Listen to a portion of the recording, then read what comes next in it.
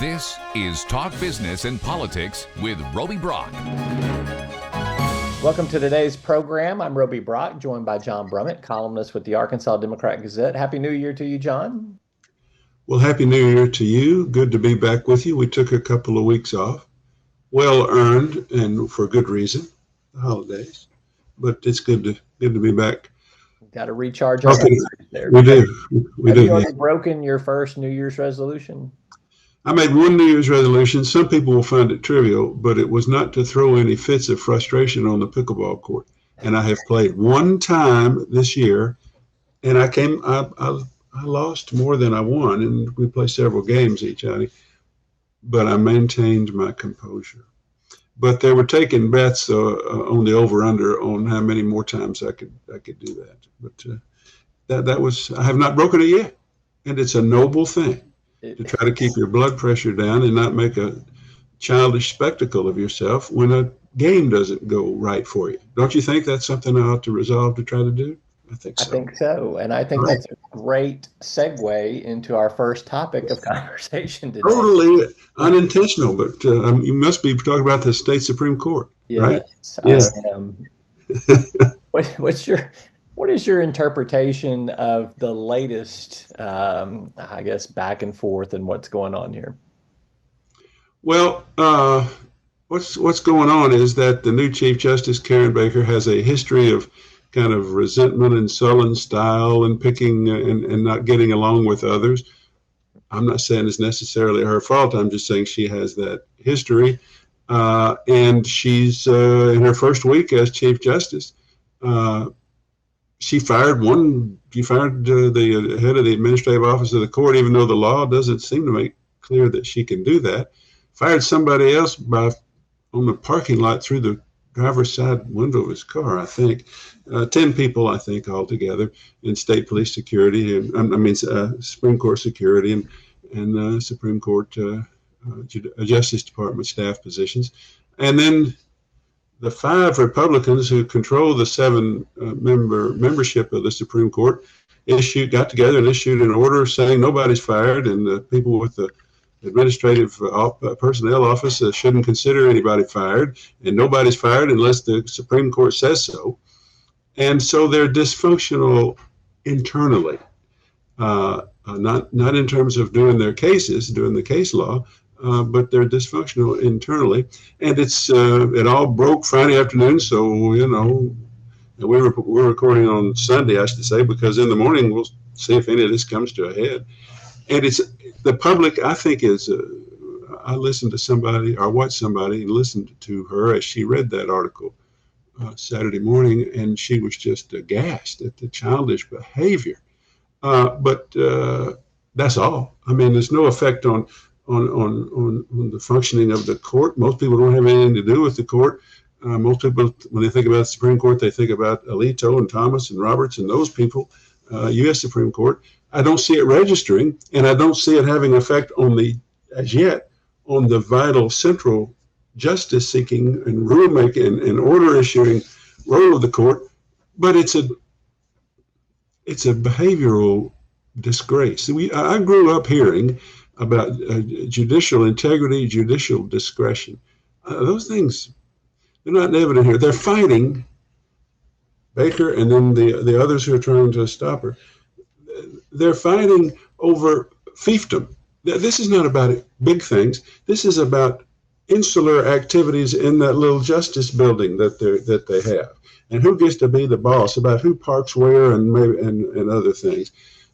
So it's a spectacle, and it ought to erode public confidence in the judiciary, but public confidence in the judiciary is not high anyway.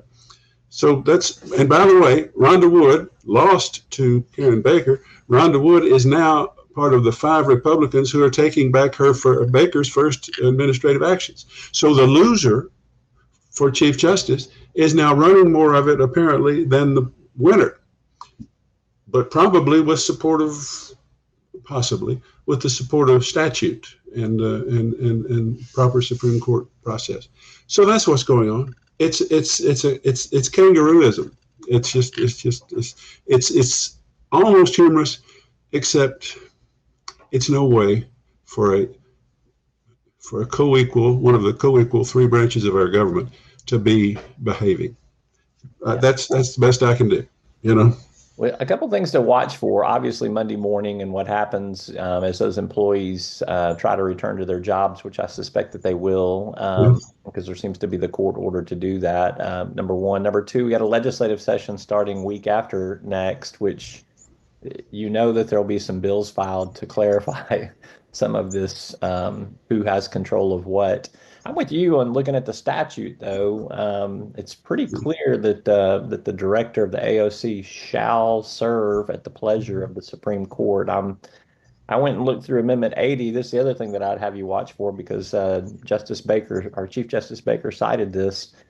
If there is litigation over this, which there could be, I think it's a long shot, but there could be, and it comes to the Supreme Court for decision making, if they have conflicts of interest, they have to all recuse themselves. So, okay, go ahead. You're making a strong point in narrative. Go ahead. This could veer into the absurd further well, than it could. It kind of has. So I guess is what I'm saying. So last year, Associate Justice Courtney Hudson sued the Supreme Court, of which she's a member, for taking an action on having to do with her emails.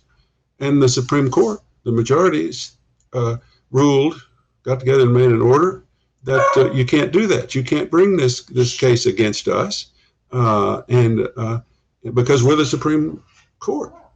So what's the recourse? Also, these 4 or 5 members of the Supreme Court are probably going to be in charge because they have the most numbers. Who fixes a broken Supreme Court? The governor, the executive branch, the legislature? The legislature could say, we're not going to fund your appropriation. Or what? We won't have any final adjudication of disputes in the state? You know, how does it work? And at what point could the Supreme Court assert that that the legislature couldn't do that? And, it's close to the precipice for a real mess, but I hope and trust we're not going to get there. Yeah. You know? Yeah. Well, we'll watch and see. We'll certainly have something to discuss next week when we see if this thing is resolved at this point in time. Let's talk to the subject, national subject here. Former President Jimmy Carter died while we have been off of our normal routine for our podcasting here, our video casting. What are your thoughts on his legacy? Did you ever get a chance to meet President Carter? I know you were around and covering some politics when he was president, but what was your take on Jimmy Carter and his life and legacy? In answer to the specific question of whether I have ever had personal exchange with him, I did not. Many people in his White House, I was a young reporter, going pretty good in those days, had some time with the vice president at the time, Walter Mondale, but no. My take on his presidency, his legacy, which was that? What was it? His legacy. Oh, his legacy. Well, his legacy, of course, is primarily for his after presidency. He was a young man when he lost after his first term. He is a man of deep, abiding moral principle, and he was better able to exercise that as not the president, and in doing his good works, than in dealing with all of the stuff that comes up when you're in the White House, that much of which is out of your control. National hostages, our nation, we have hostages held by Iran. We tried to fix inflation, and when the interest rates are 18, and now we've got stagflation and all that stuff that happened to him. And then he tried to rescue the hostages, and the plane ran into a helicopter, and he just, and then the country wasn't doing well, and he took it all into himself. He trusted his moral principle more than anything else, and he produced a televised speech that's known as the Malaise speech. No, he never mentioned Malaise, and sort of angered or depressed the country, saying, it's basically y'all's fault. The American spirit, you got to get it back, or something like that. So he had some successes, some admirable successes, primarily in the Camp David Accord for Mideast advances toward Mideast peace. But generally agreed, his presidency was most unsuccessful. But he was maybe the most clearly morally principled man to ever hold, or to hold that office in modern times, certainly of my lifetime. But and I couldn't resist. I did a column comparing or contrasting Carter with a man who's going to have a second term here in a few days, Donald Trump. He's, shall we say, purely transactional, and he just wants to win, and he wants America to win. And I pass no judgment on that. It's two different styles for this particular office and what the country needs. And we'll see how it turns out this time with Trump. But Carter gets goodwill for the good man that he is. I made a point that the New York Times editorial said, we need more people like Jimmy Carter. They didn't say we need more presidents like Jimmy Carter. And I think that's sort of a key distinction. All right. Lastly, let's talk about in Congress. We see Speaker of the House Johnson survives a leadership vote there by a slim margin. He basically survives that because Trump, late in the game, gives him an endorsement, a ringing thumbs up, when there was some definite, 8 or 9 votes that were on the fence that would have sunk his speakership there. I get the impression that Speaker Johnson lasts only as long as that Trump endorsement lasts. What do you think? I think that's true. I also think that he endorsed him a few days before, and Johnson still didn't have the support to go over until Trump interrupted his primary activity, which is golfing, to make a couple of last-minute calls to persuade some vital votes to go with Johnson, and not for Johnson's sake, but for Trump's sake. I think the MAGA folks and the extreme right in the House were persuaded by Trump not to harm him, not to hand him a failure after he endorsed Johnson right at the start. That this would undo all that the voters had wanted and all that Trump represented and all their movement represented. So it's a tenuous, highly tenuous hold on the office, but it's always going to be, if you're Republican, in a position with Trump as president, because Trump is the puppeteer. Trump is the boss, and for better or worse. And Johnson survives because Trump calls somebody from the golf course. Johnson can be gone because Trump calls somebody from the golf course and says, be gone with him. That's just the way life for him and for Washington is going to be right now.